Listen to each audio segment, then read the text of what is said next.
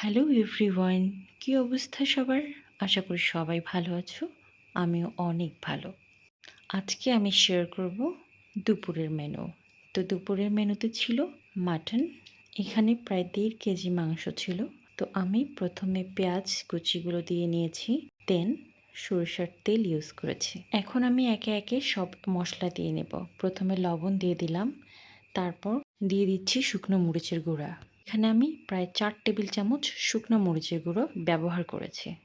দেন আমি ইউজ করছি রাঁধুনি হলুদের গুঁড়া। এটার কোয়ান্টিটিও মরিচের থেকে একটু কম।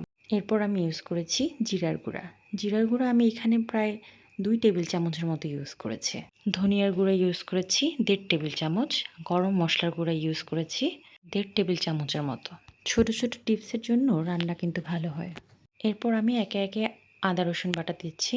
প্রথমে আদা বাটা দিয়েছি প্রায় ৩ টেবিল চামচের মতো। দেন আমি রসুন বাটা ইউজ করেছি ২ টেবিল চামচের মতো। মাটন রান্নায় একটা ছোট টিপস বলি।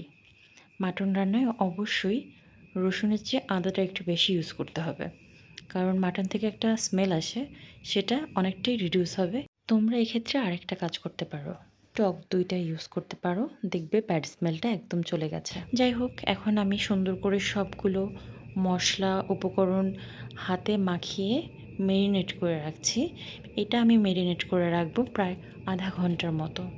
এই মেরিনেট করার ফলে মাংসটার ভিতরে মশলাগুলো খুব সুন্দরভাবে অ্যাবজর্ব করবে, আর মেরিনেট করার কারণে স্বাদটা অনেক বেড়ে যাবে।